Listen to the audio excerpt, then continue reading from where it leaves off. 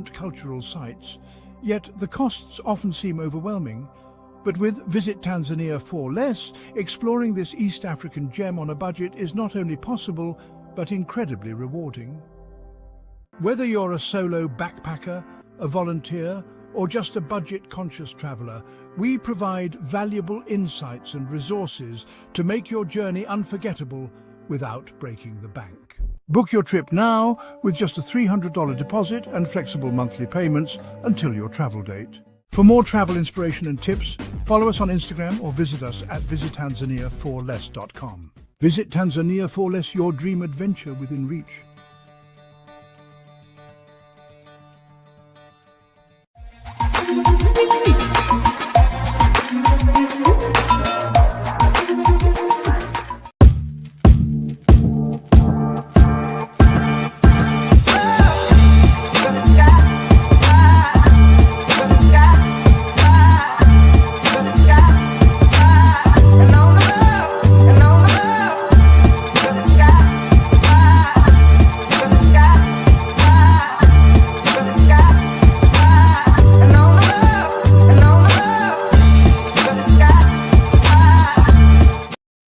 Hello, Muskegon.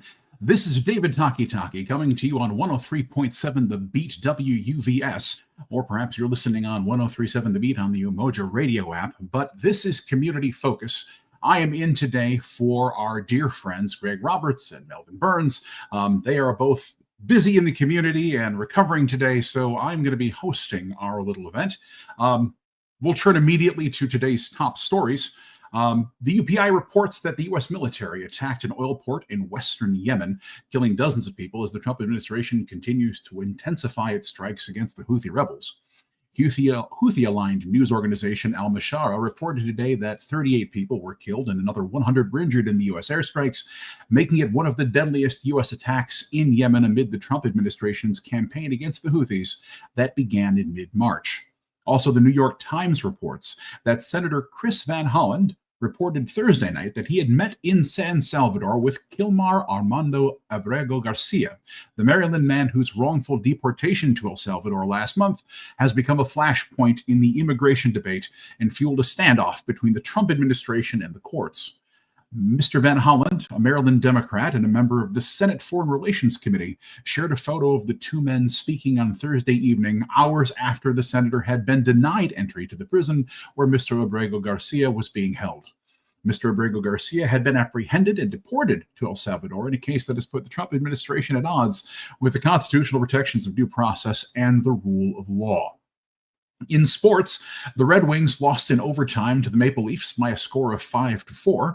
Our Detroit Tigers won against the Kansas City Royals by a score of 6-1 and play those same Royals again tonight at 6:40 p.m. And our Detroit Pistons have been locked into the 6th seed. They will play the New York Knicks in the first round of the NBA playoffs starting Saturday at 6 p.m. on ESPN. Glancing around, it's a lovely day. It's currently cloudy and 65, matching today's high for Muskegon. Tonight, expect a low of 42 degrees. Thunderstorms are likely, a chance of scattered thunderstorms overnight. Winds will be coming out of the west at 10 to 20 miles an hour. Saturday, you'll see a high of 54 and a low of 38. Cloudy, should remain dry throughout the day, and that's going to be important with our first guest here in just a couple of moments. However, Sunday, expect that you're going to see some more rain. High of 47, low of 48. Chance of showers early, probably intensifying to steady rain in the evening. So be aware, we've got a damp weekend 2 of the 3 days. But on Saturday, where we're hoping for some clear weather, we do have a community event worth your attention. And for that, I would like to introduce special guest to Community Focus. Ladies and gentlemen, please put your hands together for Larisa Kirksey. Larisa, welcome to the show. Thank you. Thank you for having me, David. I appreciate it. It is wonderful to have you. And it is wonderful to see folks who are doing interesting things in the community. Mm-hmm. I understand that you are trading in your normal attire for some bunny ears on Saturday, and that you are hosting a special Easter egg extravaganza. Is that the case? Yes, I am. So tell us about this event. I mean, I like eggs, I like rabbits, I like community events, but what's going on? So this is my annual Easter egg hunt. I believe this is year 6 for me or year 5. I don't know. It's a few, so it's one of the two. But it's a Easter egg hunt that I have every year for the kiddos, in the community, and not just in my community, but here in Muskegon. So yeah, that's So Easter egg hunt. Now, the flyer I have in front of me tells me that it is April 19th, right? That's yes, Saturday. yes, Looks like it's starting from 3:30 p.m. and going to 5:30 p.m. 650 Wood Street. If I remember correctly, that's Smith Ryerson Park. Is that right? yes. That is correct. Awesome, awesome. And so imagine for a moment, because this is entirely possible, that I'm driving around at 3:29 on Saturday. And I'm thinking, you know what? I could use some Easter fun and cheer. I pull into to Smith Ryerson Park and I go looking for you. What am I going to find when I get there? Oh, you're gonna find tons of kids, tons of smiles. We're gonna have some good food. We're doing walking tacos this year. We normally do Ooh. grilled hot dogs, but we're doing walking tacos this year. So you're gonna see some bounce houses and some face painting. Some giveaways. We do raffles, and it's just something for the kids, and not just the kids, but the families to look forward to. It sounds remarkable. So I mean, you probably had me at walking tacos, but let's walk back through this just to make sure I understand what we all got going on here. So face painting for the kiddos, Yes. chance to go ahead and get all decorated up for Easter. Yes. You'd Yes. mentioned bouncy houses, right? Yes. Maybe Yes. consider the order in which you go bouncy house, walking taco for the littles. Just a Mm-hmm. word of warning, but bouncy houses are a great deal of fun. You Yes. mentioned, did I hear Easter baskets? Yes. So I raffle off Easter baskets. I raffle off gift cards. We raffle off adult Easter baskets. We have I haven't made my mind up yet about the particular egg that's going to win the bike, because we do bikes, but most of the time it's a golden egg. So if you get the golden egg, you're going to take home a bike, and the bikes are going from ages 1 years of age to 15 years of age. Oh, that's So fantastic. So yeah. Easter baskets, adult Easter baskets, Yes. bike raffles, all this sounds fantastic. Now Yes. you mentioned an Yes. Easter egg hunt as well. Yes. So Yes. tell me about this Easter egg hunt. I like finding things, and I'm not afraid to duck under a bush. So what? Tell me about the hunt. Well, the hunt is just like the eggs is basically going to be dead smack in front of you. The only one you really got to hunt, the only one you got to hunt for is that gold one. Hmm. So I'm hearing a low stress Easter egg hunt, but a special prize for Yes, finding the golden egg. That is yes, that is yes, amazing. So um, yes. let me ask you a question. Is there a cost associated with this? What do I need to bring to have No, me and my kiddo have a good time? everything is completely free. So how I get to fund this, of course, because I don't have I'm not a nonprofit. I'm not a nonprofit. So, I'm not getting any grants or anything. So everything is coming out of um my pocket to or and I ask for donations. So people donate money, or they donate food or drinks or Easter baskets, just to make sure um everything is done. So we had a goal of 15 bikes this year, because I normally do 8, but we got 11 bikes so far. So we're almost there. So hopefully someone is if you're listening to this, we need a couple more bikes. All right. Well, don't hesitate. If someone does have donations, how can they get a hold of you, Larissa? What's the easiest way? um uh my my cell, you can call me on my cell, which is or text me, which is 616-223-7304. I have Cash App, which is Trunk or Treat 2020. I have Zelle. I have Chime, which is Larissa Kirksey 91. And if they need to get in contact with me, my Facebook is Larissa Kirksey. Inbox me. I can come pick up. If you don't want to give money and just want to go out and buy extra things, that everything is needed and everything is appreciated. That is fantastic. So I got to ask, you are doing this out of your own pocket with help from the community, folks who Yes. are donating things here. But even if all of the stuff showed up magically, there's a lot of work that's got to go into this, right? Oh, There's a yes, lot for of sure. hours of your effort and blood, sweat, Yes. and tears. Again, you're not making any money from this. How did this become a project for you? What made you think, you know what I'm going to do is I'm going to make Easter fantastic for everybody in my community? What brought you here? Well, my dad did the growing up, my dad would do Project Agape, and he began the Kitchen of Hope at New Hope Baptist Church, and so he fed the hungry.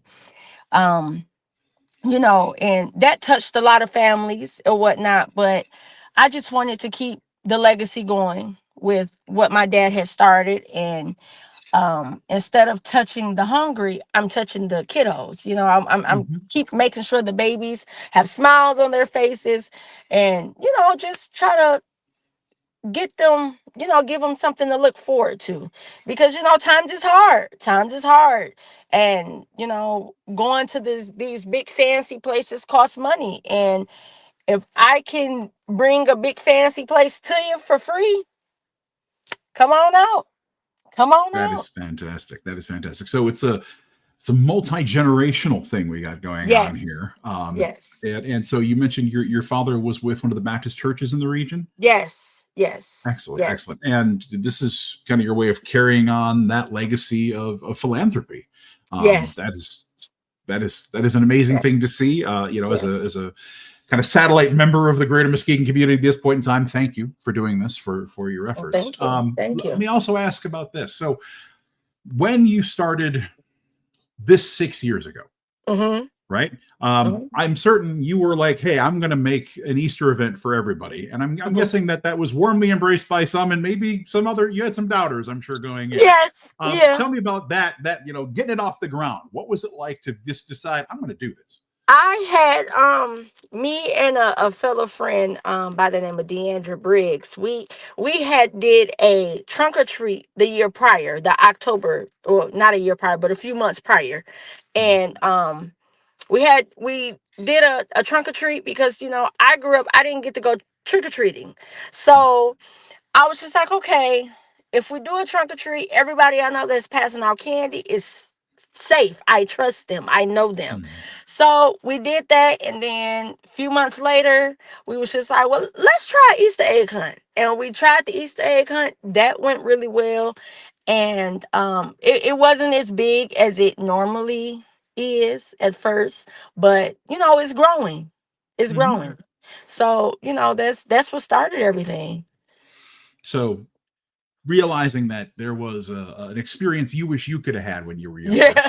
in form of the trick or treat, right? Turned into Yes. trunk or treat, turned into Easter eggs. That is Yes. very, very cool. Yes. That's how we Yes. kind of pay it forward, right? For Yes. the next generation, and who knows, maybe they'll be I don't know, they'll be building sleighs and reindeer for the next generation, right? Because that'll be carrying on that foundation. So Yes. tell me about what it's like to put an event like this together, because what I want to do is, I not only do I want to highlight the amount of the work that you're doing here, I'm hoping that we can inspire some other folks either to come help you out or to do their own kind of thing, and Mm-hmm. provide these opportunities for folks in the community. But a lot of folks, they don't know what they're doing, they don't feel like they can, they get scared off. So I'm going to talk to somebody who's done it now 6 years running. Mm-hmm. How do they get started? It's you just gotta go. You just gotta do it. If you have it in your heart to give, and you have a vision, God gives you a vision to bless others and touch in the community, do it. Do it. Mhm. So don't blink, don't overthink Don't it. don't stress it, do it. You know, Don't stress it, do it. and it's hard sometimes because of course it gets overwhelming, it's frustrating sometimes, especially when it's down to the last couple of days of before the event, trying to make sure all the I's is dotted, the T's is crossed, Mhm. but it's worth everything just to see the people happy, the people come out, the smiles on the faces, it's It's amazing. It's a wonderful feeling, especially after everything is done and people see you in public and be like, "Oh, your trunk or treat or your Easter egg hunt was amazing. We had a beautiful Mhm. time. We're coming next year." You know, it's nice. It's a wonderful feeling. They Yeah, just got to get up and do it. there are far worse things to be known for than making people happy, right? Yes, That is right. That is right. for So, sure.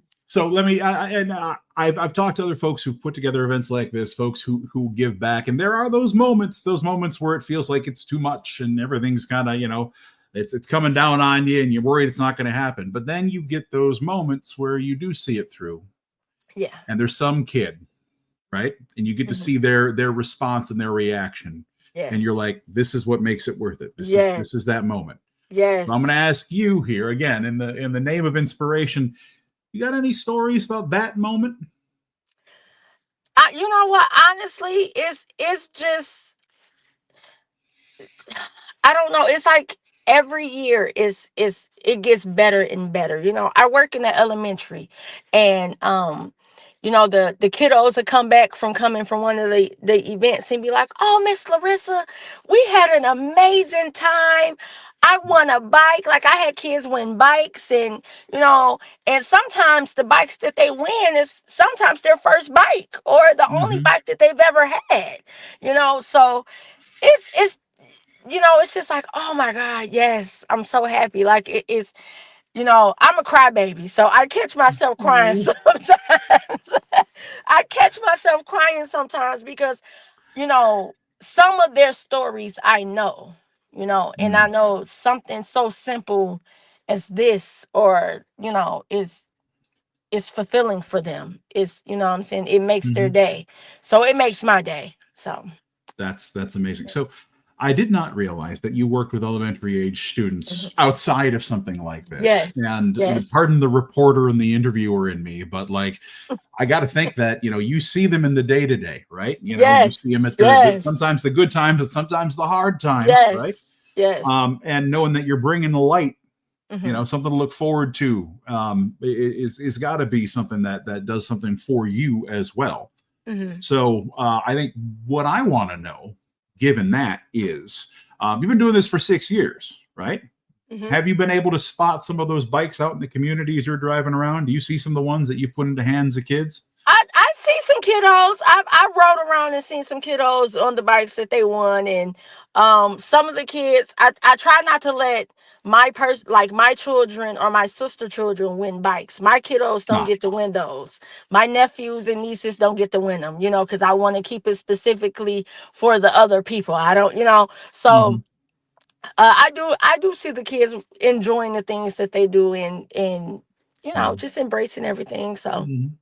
So do your littles understand why they cannot find that golden egg? Do they get oh that? yes, they know. They know. They do know. I do let them win Easter baskets because it's a raffle. It's Ah, a raffle. sure. So they do get to win the Easter baskets or whatever prize that's on the table. They do get to win those, but the bikes they cannot win and they know that. That's good. That's good. And I'm Yes. sure they too will, as you learned Hmm. from, Reverend My Kirksey, dad, they will see yes. what you're doing. Yes. So Yes. that is very, very cool. So Yes. again, out of my own curiosity, tell me about these adult Easter baskets. I've never sat down and thought, what would I, as an adult, want to find in an Easter basket were I Well, given one? So, I'm a mom, okay? I'm a mhm. mother, and I got 4 boys at home. So I just instantly thought of what I would want in my own personal Easter basket, okay? And laundry soap, cleaning supplies, Mhm. that stuff costs when you have a big family. Mhm. I can go into the dollar store or Family Dollar, Walmart, and spend easy $100 on that stuff. So I just tally up nothing too big, nothing too much, too bulky, but I give away, cleaning supplies, um, basically household items, Mhm. something that an adult is gonna appreciate. I know, Mhm. because Right. I want one. I'll be happy if somebody walked up to me and be like, "Happy Easter. Thank you. Thank Thank you." you. Absolutely. No, Yes. very, very cool. So again, adult baskets for the adults, kids. Easter baskets for them, bikes. Get a chance to get yourself a walking taco, have your face painted, bounce around with the bounce house. Yes. Sounds fantastic. I guess one other line of questioning I've got for you here is this. You've mentioned that this has been growing. Yes. Right? Started out smaller, it's getting bigger. Yes. I am hoping that our conversation here will help it get even bigger this year and in the years to come. Yes. What's the vision? What's the dream? Imagine for a moment that you get to script out the next 5 years of this thing, blowing up and getting huge. What does it look like for you when it's complete? Honestly, I want to be able to tap in with other people that's in the community, and I want them to lock arms with me, and we just grow as a community, because it takes a village. And I have my couple of good people who tap in every year with me, and we work together. But I want to work with a lot of more people. I want other people to lock arms, and we pull it together, and we make it do what it do for the kids and for the families that's in need.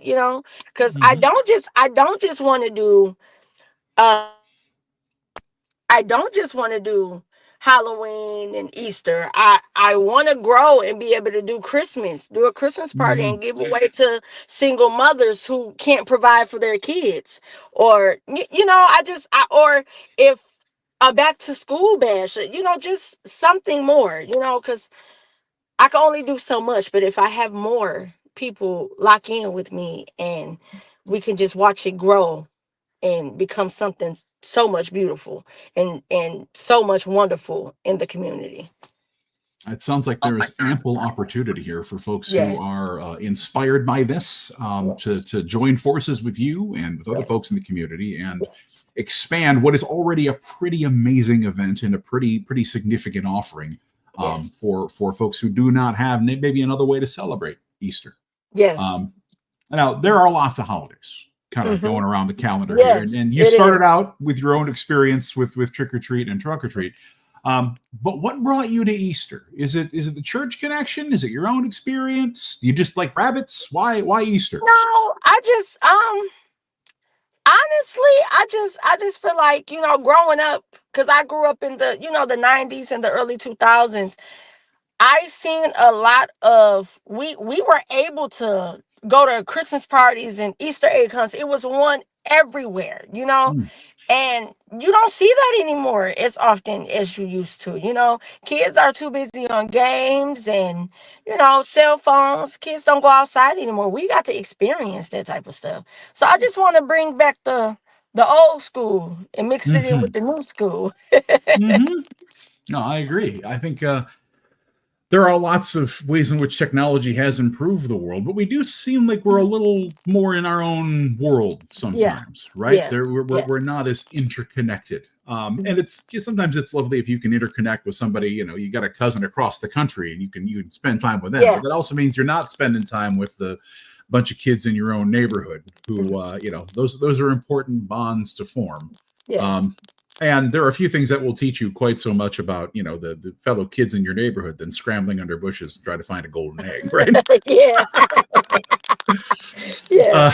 And I also like the fact that as a result of participation in this, one of the marquee prizes is something that will get you out and moving, right? Yeah. Will get you out and riding your bike around the neighborhood and hopefully out there with other kids. And I remember lots of times when I was a kid, just the sense of freedom, but also the sense of camaraderie that happened, right? When I could jump out and get on a bike and ride over to my friend's house and he'd get on his bike and kind of opened up new parts of the world for us. Yeah. So, I think it's obviously bunnies and eggs are an important theme, but I think having those bikes there is a really, really good idea. Yes. I want to commit to that. Yes.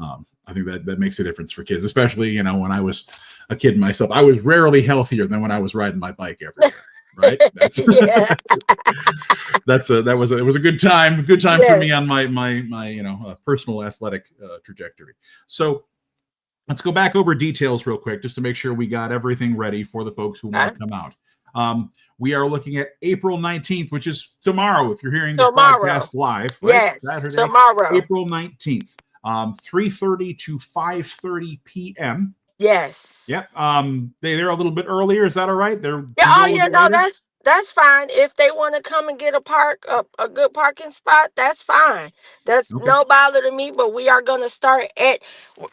Normally, when I say 3:30, we normally start. We give people a few minutes to get there, so we won't Hmm. start the actual hunt till about 3:45. So Gotcha. that gives people 15 minutes to get there, get settled in, and I Hmm. get the raffle tickets out, and then we can get everything going. Yep. So All right. So you heard that, Miss Keegan. Be there at 3:30 so you can be where you want to be. Do not roll in at 3:46 and get upset at Larissa, right? Because you missed the beginning of the hunt. You had your yes, time. 3:30 is the time.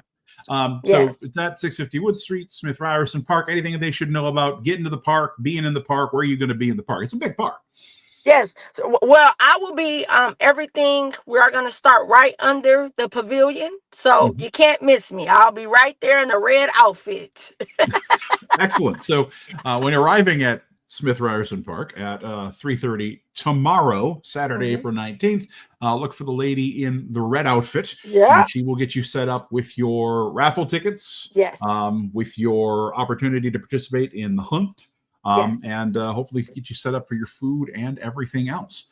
Yes. So hopefully that is enough information. Again, remember, folks, Saturday, tomorrow is going to be the one day we're probably dodging the rain. We're going to see rain this evening. We're going to see rain again on Sunday. But Saturday, fingers crossed, will be Fingers pleasant crossed. enough weather, maybe not sunbeams, but should be clear skies for in terms of rain for your participation at the special Easter extravaganza, Yes. sixth annual. Yes, Yes. sixth annual. And then Yes. one more time, for those who are interested in supporting this event or helping Larissa grow it to new events in the community, how can they get donations and or funds and or hours of work to you? What's your contact? Okay. My cell again is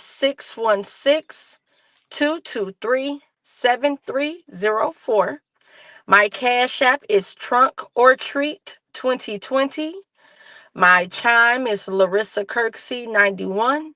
And my Facebook is Larissa Kirksey. If you want to give cash or want to provide anything as far as juices, water, chips, anything to help for tomorrow. All right, so folks, you've heard it right here on Community Focus. I have been speaking with Larissa Kirksey about the special Easter extravaganza event again Mhm. tomorrow, April 19th at Yes. 650 Wood Street, Smith Ryerson Park. Don't hesitate to show up, have yourself a good time, eat yourself a walking taco, maybe Yes. win a bike, or check out those Yes. adult Easter baskets. And if you at any chance can help Larissa support her in this event, and hopefully we can see more of this. When you launch the next great thing, don't hesitate to reach out to us. We'd love I sure love to will have you back have. in Community Focus. All right. Well, thank you. I appreciate you guys, David. Thank you so much, and on behalf of the absent Brother Gag and Pastor Melvin, thank you for appearing on the show. We're going to cut to a quick break, and then we're going to be back with Melissa Moore from Reed Muskegon. All right. Thank you. What's something people don't know about community impact?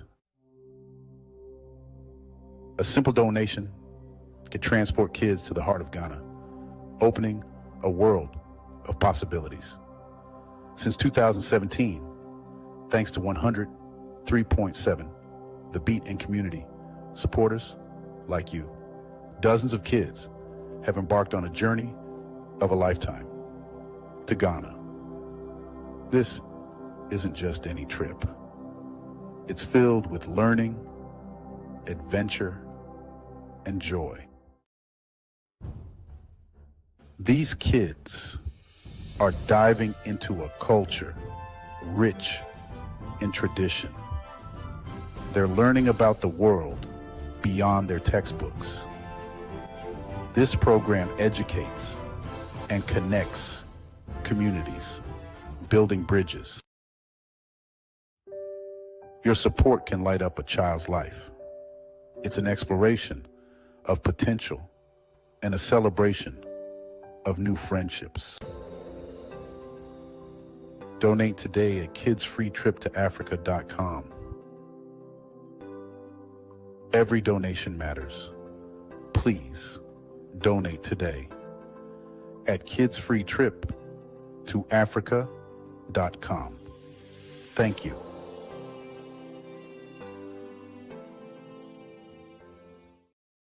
Once again, folks, don't sleep on that advertisement. That's www.kidsfreetriptoafrica.com.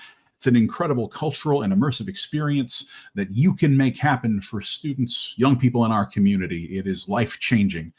So again, don't sleep on that. kidsfreetriptoafrica.com. Looking forward to your support. Again, this is David Taki in for Greg Roberts and Pastor Melvin Burns on 103.7 The Beat, WUVS. Perhaps you're at 103.7 The Beat on the Umoja Radio app. I am coming back now in continuing community focus with Melissa Moore. Melissa Moore has spent 30 years in nonprofit management working for national and statewide organizations, including the Student Conservation Association, Plus Time New Hampshire, and the American Youth Foundation. In 2013, she was honored to become the first executive director of Reed Muskegon, and to this day, it continues to be the best job she has ever had. Reed Muskegon is located at 26 East Broadway in Muskegon Heights. They are celebrating their 20-year anniversary this year and are in the process of raising funds to renovate the old Potter's Lamps building at 2709 Peck Street to create a state-of-the-art literary center that will serve all of Muskegon County. And I know when the folks here on the show heard that this is what Melissa was up to, we knew it was something that we wanted to highlight and give full praise to on Community Focus. So, ladies and gentlemen, please welcome to the show, Melissa Moore of Reed Muskegon. Hi, thanks for having me. I'm really thank you so much for being here, Melissa. And thank you for your incredible work. Sounds like not just with Reed Muskegon, but especially with Reed Muskegon. I like to kind of know people's origin story here, right? There's a lot of things someone with your skill and talent and dedication could have done with their life, and you find yourself here. How did that happen? How did you get here? Oh gosh, totally by accident. Honestly, I always laugh because I have a master's degree in painting, and there was nothing in that degree that prepared me to be the executive director of a nonprofit. No financial management, no project management, none of it. But when my husband and I got married, he's from Australia, and we said we will go to the first place that one of us gets a job because we were both unemployed. Mm-hmm. He got a job out in New Hampshire. I was looking for anything I could find after traveling around for a lot of years without a great resume. Ended up working at a nonprofit and just fell in love with the mission, the community of people you surround yourself with, the idea of doing work that is for the greater good. And that job was specifically around youth development, so helping communities start boys and girls clubs and after school programs, before school programs, anything that was going to help keep kids safe.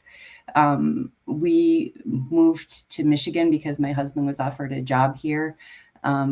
And a few years into that, I had kids in school, wasn't really looking for full-time work.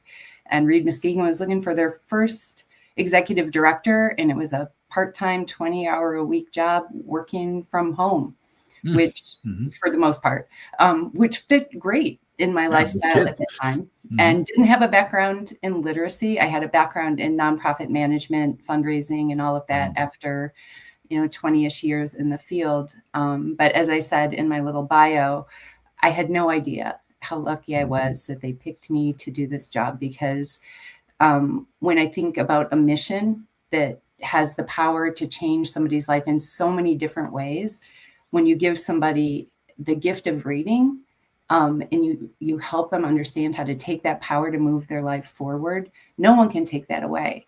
And it changes lives in so many different ways. I get to work with the most amazing people, get inspired by our learners and participants every single day.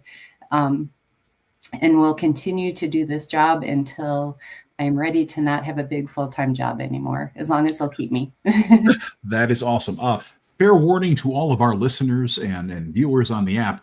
Melissa is in incredibly friendly territory. I am a professional academic and a former library board member myself. So this is a soft audience for you. I apologize. This will be a hard-hitting interview. So let's talk a little bit about the efforts that are currently underway with Reed Muskegon. Now, your kind of blurb I just read off to the audience tells us that you're looking at a pretty significant renovation, and what could come out on the other end of that sounds phenomenal. Kind of walk me into how does this ball get rolling? Because it sounds like it's an amazing project, but not a small by any means. Sure. So as I mentioned just before, when I was first hired, so that was 2013, we had no office. Well, we had a little cubicle, kind of moved to a couple other little borrowed spaces, and always had this dream of having sort of a storefront place where people could peek in the window, say, hey, what's going on in there? And maybe walk inside and decide today was the day that they were going to be ready for some support that we offer. For an adult who is low literacy, it's a very humbling experience, right? Most adults, especially native English speaking adults who struggle to read, it's not something they wear on their chest with pride, right? They try to hide it. So in 2017, the opportunity came to lease the space that we're currently in on Broadway, right across from the old Strand building from the city of Muskegon Heights. It has been a beautiful home for us, very welcoming, all kinds of different benefits from being there. At one point, I was like, this is going to be our home forever, and thought about buying it and what we could do. But, probably 5 or 6 years ago, it was evident to myself and the board that we were outgrowing it. And so we knew we would have to look further forward. But there were so many things that we loved about it. Like I said, those storefront windows, being in a main corridor of a community, being a reason for people to come into Muskegon Heights, a positive reason, was really important to us. And so we started looking in a very small kind of territory as to what might be available that fit our needs. And about a year and a half, 2 years ago, it became known to us that the property at 2709 Peck, which was owned by the church at the time, had been used by Aldea Coffee as a roasting facility for a couple of years, but they then moved on, was vacant, and that the church might be interested in talking to us about selling it. So it wasn't on the market, but it had everything that we were looking for, just with more space.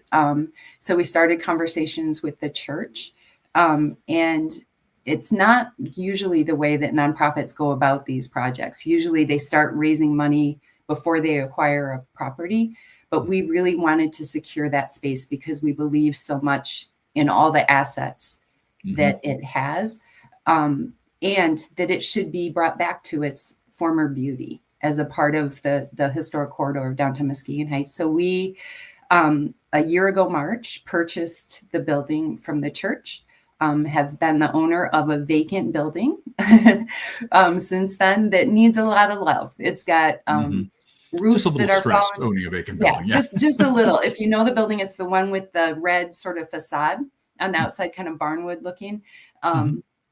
But, when all that snow, I keep saying, when all that snow that had been sitting on that flat roof all winter started to melt about a month ago, I walked in there. It was like walking into a rainforest because it's leaking that much.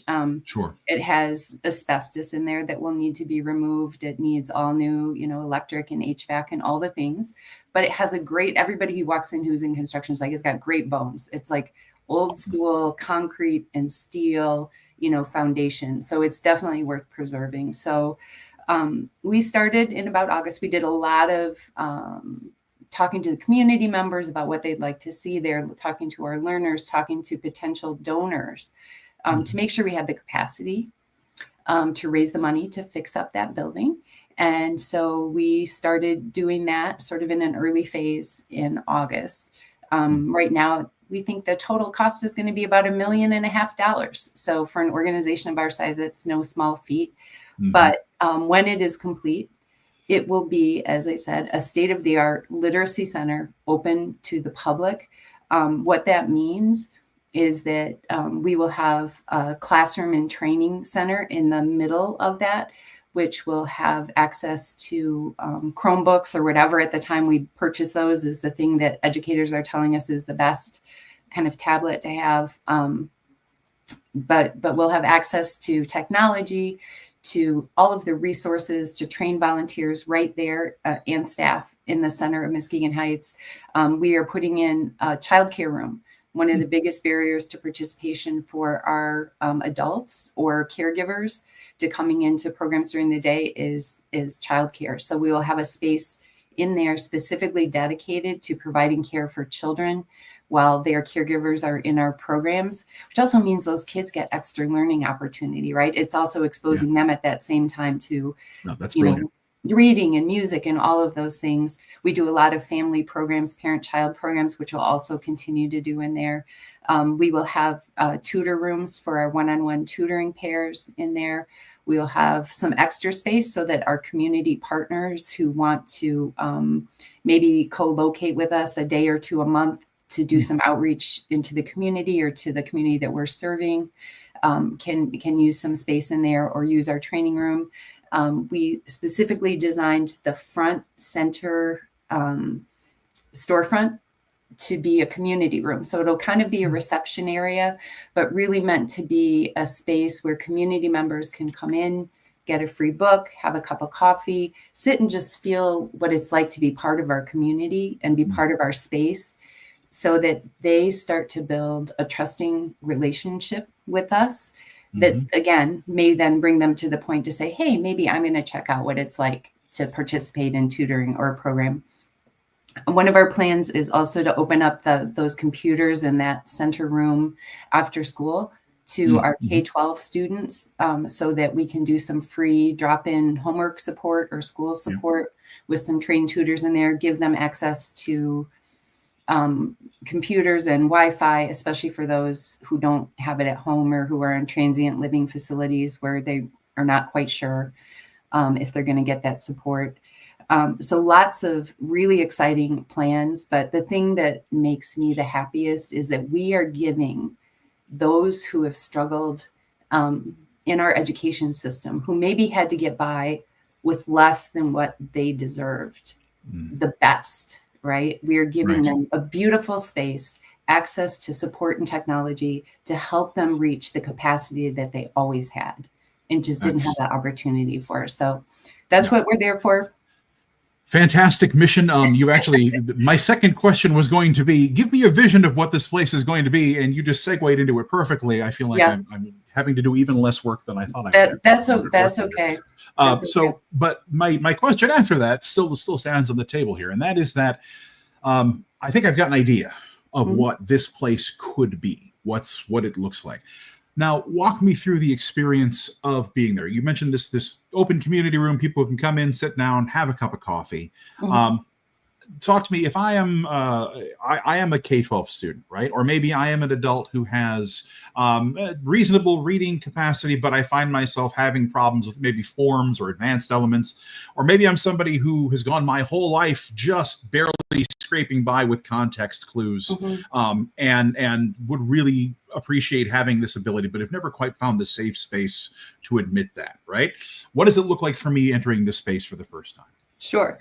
So we will have a reception area, right, where anybody who comes in will have to check in and then can let us know why they're there. Am I just here to check out? A lot of people walk in right now. They're like, hey, what's going on? What are you doing here? Are you a bookstore?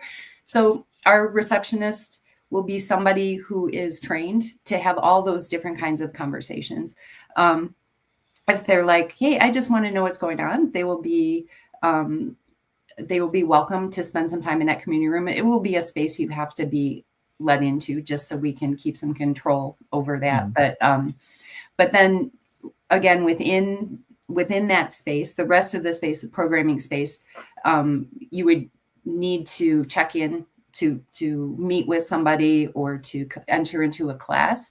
If you're coming in for the first time, whether you're a K-12 student with your parent, foster parent, whoever it is, or an adult walking in, and you do want to find out more about our programs, we have staff who will meet one-on-one with, they may not be able to do it in that moment, but we would ask to make an appointment and have you come back if we can't. And what we do is sit down and we talk to you about what your learning experience has been like. What have been the barriers? What are the things that you loved about it? And find out what your goals are. If you're a current public school student, K-12 student, understanding what motivates you or what is keeping you from succeeding in school. If you're an adult, we ask a lot about goals, and we hear goals of all different things. Some of them are, I want to help my child in school, but we get goals like, I want to get my driver's license. I want to get a job or get a better job. I would like to start my own business. I want to learn how to, email my family because they don't live here. We had one older gentleman who came in with his daughter once, and she was so embarrassed because we said, well, what are your goals? And he said, I want to get on the dating apps. So we will, and she was so embarrassed. But you know what? It's legitimate. He was like a senior citizen who wanted to socialize and wanted to meet some people with common interests, and he was kept from doing that. We have people who have diabetes, who can't manage, or heart disease, who can't manage chronic illnesses because they can't read nutrition labels or medication labels. So it's like, as individual as people are when they walk in, those are as individuals the goals are that they come to us with.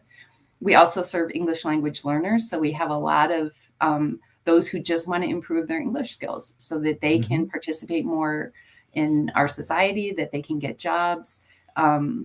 We have programs that help people become more civically engaged. We have civic literacy curriculum. So sometimes people just want to learn how to vote and register to vote, all things that are really important. So we'll do that. And then depending on the program, if you're an adult, we do have a baseline test that we give so that we know where we're starting from. And then that will help us place you in the right classes. We have a menu of different programs that you can choose from, or individualized tutoring is what works best for some people. And we kind of go from there. If you're K-12 student, we have one-on-one tutors that are available. We're also doing programming now directly in some of the middle schools during school time. If you got 0 to 5-year-olds and you want to get them involved in programs, we have a drop-in play and learn group. We have ABCs of cooking and ABCs of music and ABCs of art that are in like 6-week cohorts all over the county.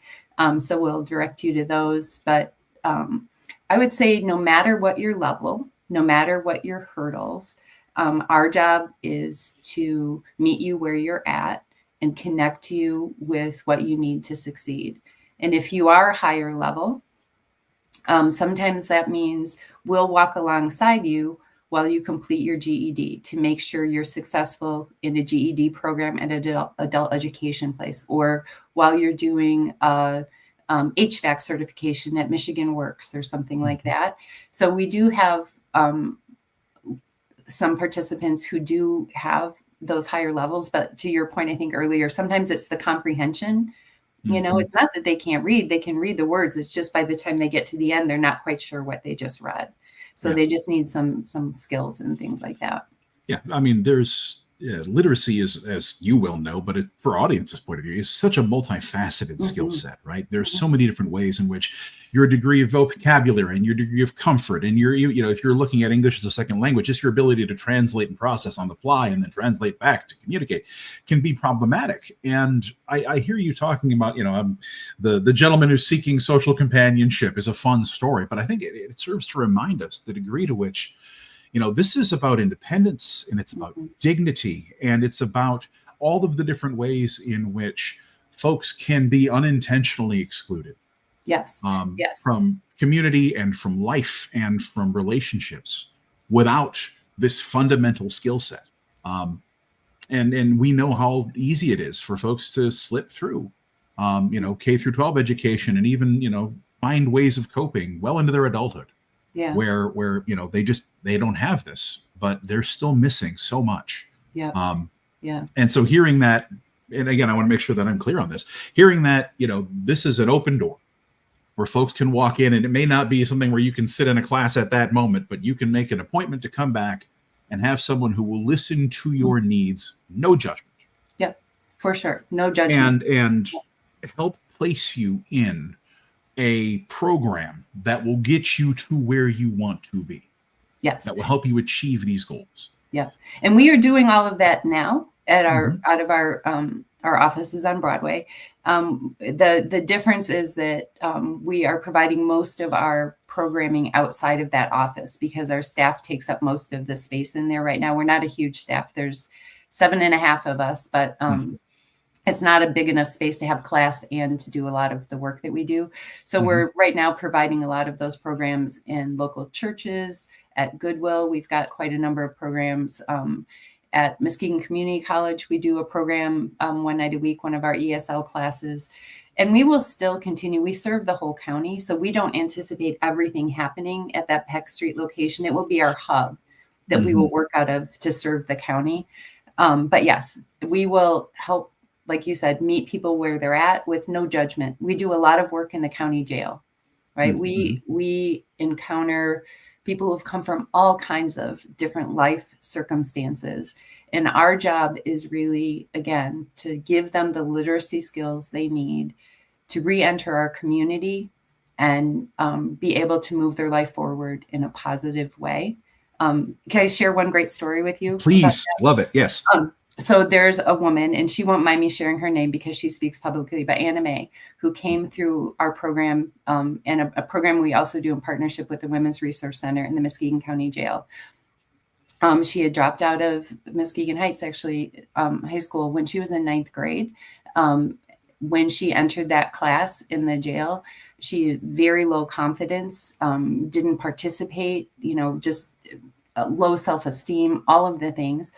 But over time, as she built relationship with the staff who were in there and the program helped her build confidence, she started taking control of or leading a program around collecting stories from the women who were incarcerated around how our public transportation system creates barriers to life success in all different ways.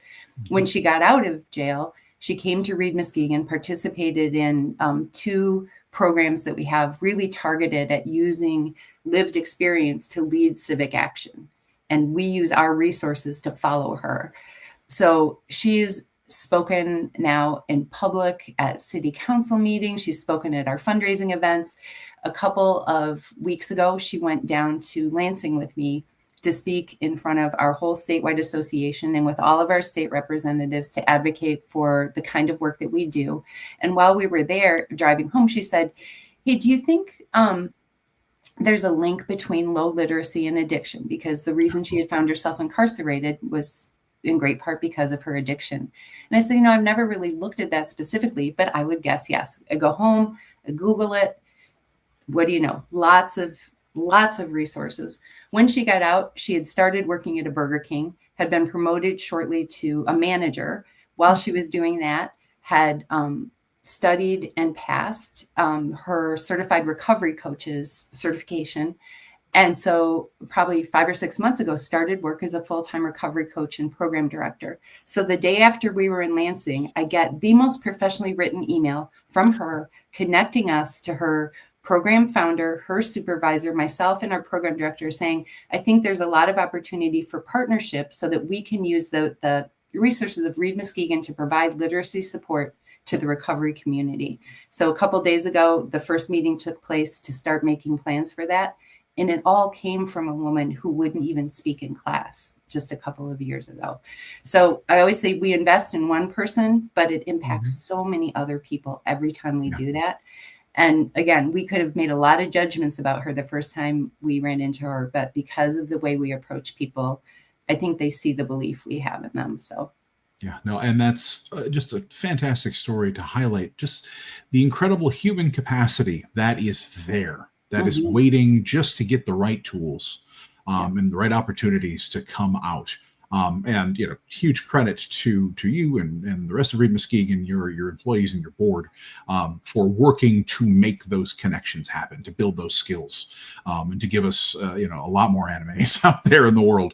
And kudos to them for not only taking those big scary steps to move forward, but then immediately turning around and holding a hand out to those who are where they were, right. and helping them, kind of get on board the boat to success.